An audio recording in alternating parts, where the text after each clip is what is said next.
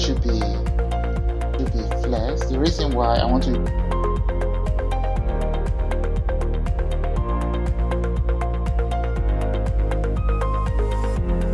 use of flex, I want to put the element in the middle. Then align item should be the center. I'll do the same with justify content. Justify content.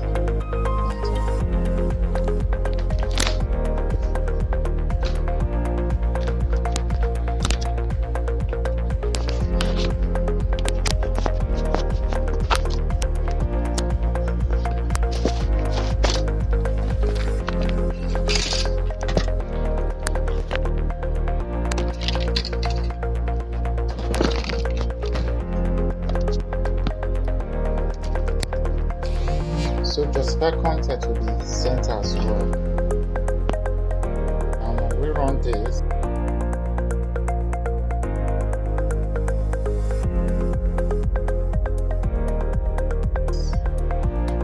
you see the elements will be at the middle. You can see it will be. Now we are going to also check the fonts. But let's we'll do that in the section.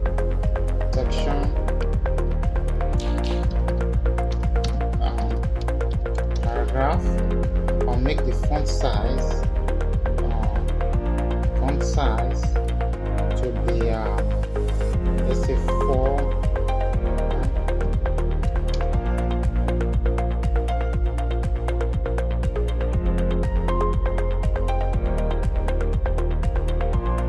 And therefore the font size, the font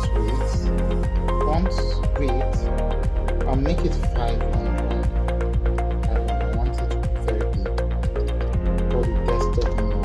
However, we are going to check for responsiveness later on. Now I'm going to define now. I'm going to call for the typing effect.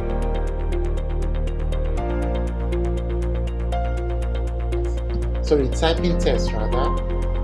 We are going to call for this element. Call this element. We are going to give this element a color.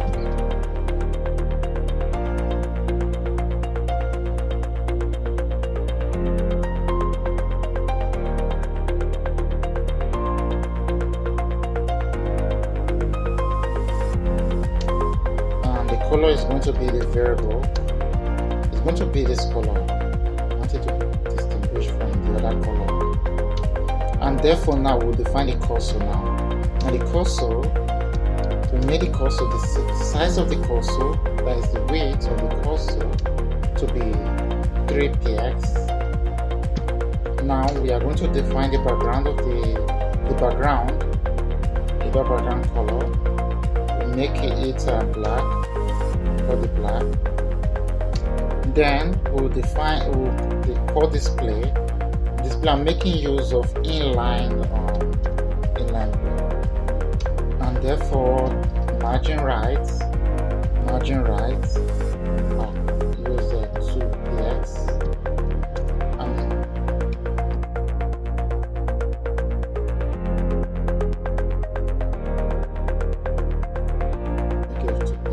Now when we run this, what we've defined so far, you see how big it is. However, the cursor is not still showing. But let's check our JavaScript code very well. Oh, sorry, it's not showing because we didn't put that cursor. Now let's go back again. Now you can see the cursor is not showing. Now it's defined as black for now. Now if you check project, you see the cursor is blinking, so we are going to call the blink. We are going to add the blink animation to this. At first, I'll just call in the animation, and type in blink. 1 second, and should do that for infinite. Defining that to be infinite means it will continue forever as far as you're viewing your document. The blinking will continue forever. Now let's call the animation, please. The animation, the identifier will be blink. Now all we just need to do in this animation is very simple. We just need to change the color, and it's very easy to do so. We call 0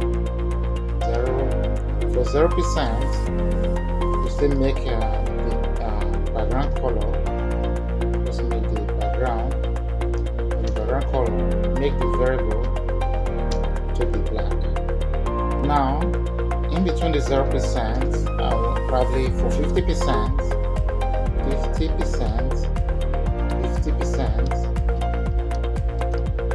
50%, you make the background color or background to be cream. Make it cream. Called cream. Sorry, there's an error here. This should be bracelets, not. So for 50%, the background color will be. Oh, and secondly, there should be a bracelet.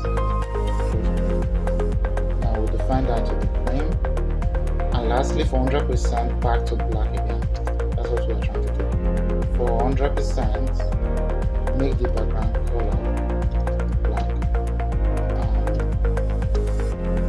So that is what we're trying to do. Now, when we run the code, you can see the animation is already there.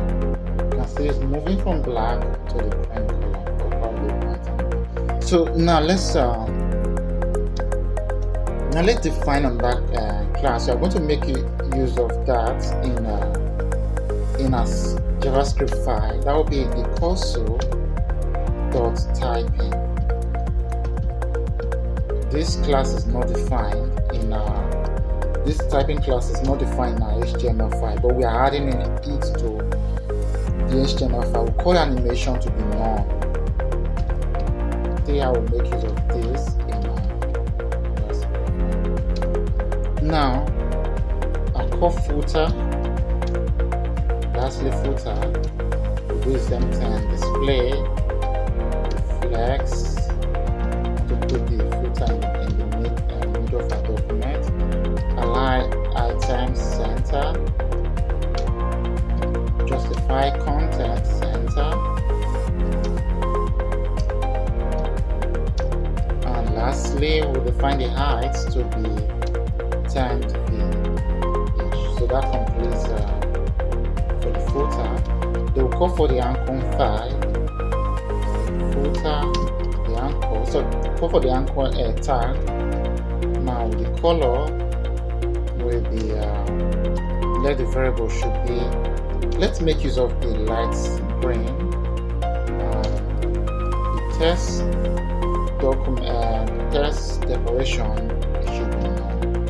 So that removes the underline in the anchor. Now when we run this, you see our file is exactly as it is here, except the animation that is running here. Now, before we go to our JavaScript file, let's check for responsiveness.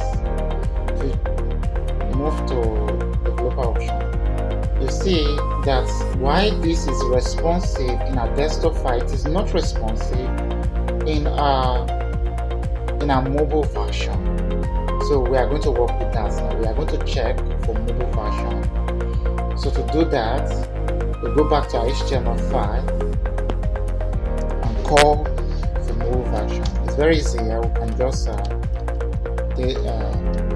media. We are calling for media, and screen is already there. The screen, and we are going to add and the screen and put a parenthesis and put maximum weight.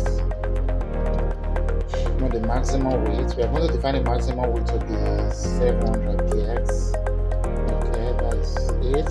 Now we are going to define some elements here. First of all, let's call the element name of project. I think that is one of the things that is offline. I'm going to call left there to be 50 px. 50 px. So 50% rather. 50%. Then I want to also change something, because if you check for the mobile version, the text in the middle seems bigger. Now we are going to check for the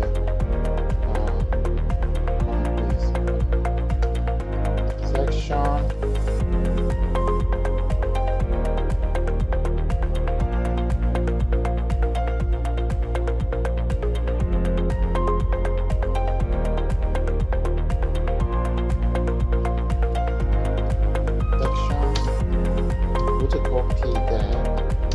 what we call font size, the 2 arrow here. Now that is half the size of the current one we have before. When we run this, you see the text is smaller, and you can see it is not responsive. You can see it's not responsive. Now with that defined, we can now move to our JavaScript file. It seems like we are almost done with our code. We can now move to our JavaScript file. And once you get the file from the GitHub page, the link will be the link is in the description. Yeah, you can click on the link to get this file. You can check with respect to other browser to see if it is responsive. Now we are done with our CSS file. We'll now move to our JavaScript file.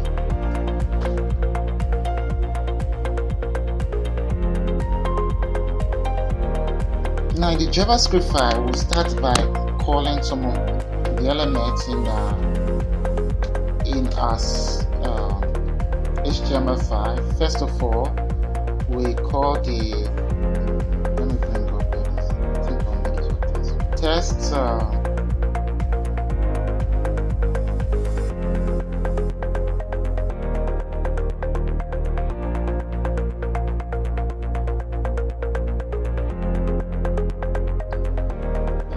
this will get the element, the text effect. We are going to use it to get the element here, since that is where the animation will be running, the text effect will be running, so to say. Now we'll call the element document. Normally you can use document to get class name, but in this case we are going to use query selector. The selector, what we are going to be selecting will be dot typing text. So that is the element we are calling. Then the next will be we are going to call for the cursor, because the cursor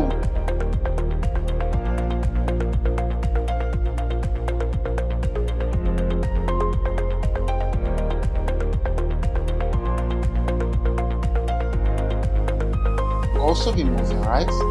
Call the cursor, to be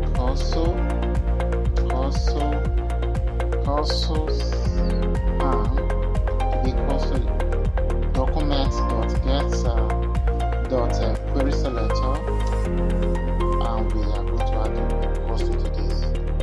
Please, you have to put dots. The dot sign there simply means this is the class. If this element was defined as an ID in our HTML section, we will change this to the @ symbol. But since it's a class, put the dot sign. Now let's define something. First of all, we are going to define list the text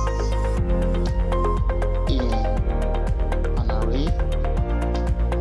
Now what we are going to do now, the text that will be displayed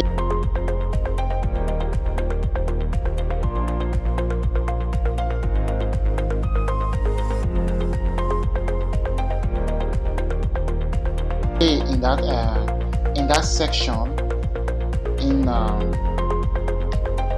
this section is what we are going to list in the array. The text will be I'm going to constant a variable. This will be a constant. We don't want it to change.